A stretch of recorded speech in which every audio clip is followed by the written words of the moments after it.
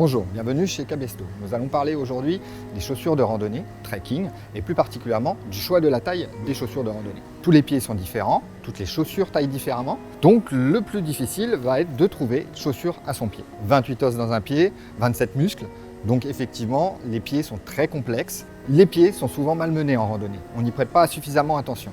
Donc le choix de la taille est primordial. On dit souvent que le choix de la taille, c'est une taille au-dessus de la pointure de ville. C'est possible, mais pas toujours, étant donné que toutes les marques ont un taillant différent l'un de l'autre. Pour l'essayage de vos chaussures de randonnée, l'idéal étant de faire l'essayage le soir, étant donné que vos pieds vont gonfler.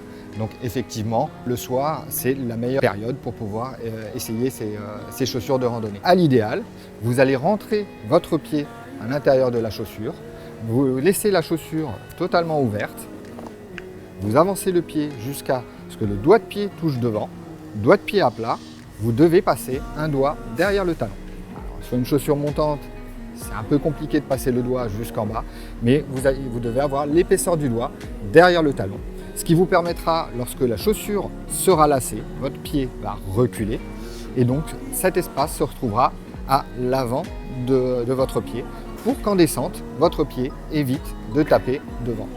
Taper devant en descente sur des randos, c'est douloureux, ça donne les ongles bleus, il n'y a pas pire, il ne faut pas insister puisqu'effectivement ça favorise l'apparition d'ongles incarnés. Cet espace supplémentaire que vous allez avoir autour du pied va également servir à ce que le pied puisse gonfler librement sans créer de douleur.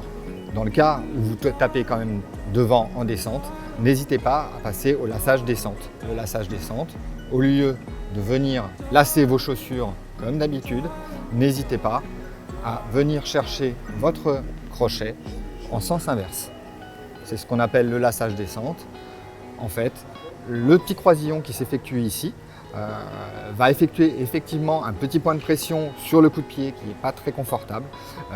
Par contre, va venir totalement bloquer votre coup de pied dans l'axe du talon de manière à ce que votre bout de pied ne tape pas en descente. En ce qui concerne maintenant la largeur du pied, on a tous des pieds plus ou moins larges. Effectivement, toutes les chaussures sont plus ou moins larges selon les fabricants et selon le type de chaussures pour lequel elles sont fabriquées. Vous mettez votre pied à l'intérieur, il faut vous sentir tenu mais pas comprimé. Là, ça va être plus compliqué. Si vous êtes comprimé, vous risquez d'avoir des échauffements des ampoules. Si vous êtes trop lâche, le pied va venir bouger en latéral et vous risquez d'avoir effectivement des échauffements sous la voûte plantaire. Donc l'essayage est primordial et n'hésitez pas à passer au moins 3 paires de chaussures de manière à pouvoir choisir celle qui convient le mieux à votre pied. Avec le temps, vos pieds vont être amenés à bouger, à s'élargir et la voûte plantaire va s'affaisser. Donc la pointure que vous aviez il y a quelques années n'est peut-être plus la bonne et effectivement vous avez peut-être agrandi soit en largeur, soit en longueur votre taille de pied. Donc n'hésitez pas à refaire ce petit test avec le doigt, toujours un doigt derrière le talon. Les chaussures sont neuves, vous venez de les acheter, ne voyez pas trop gros pour la première randonnée.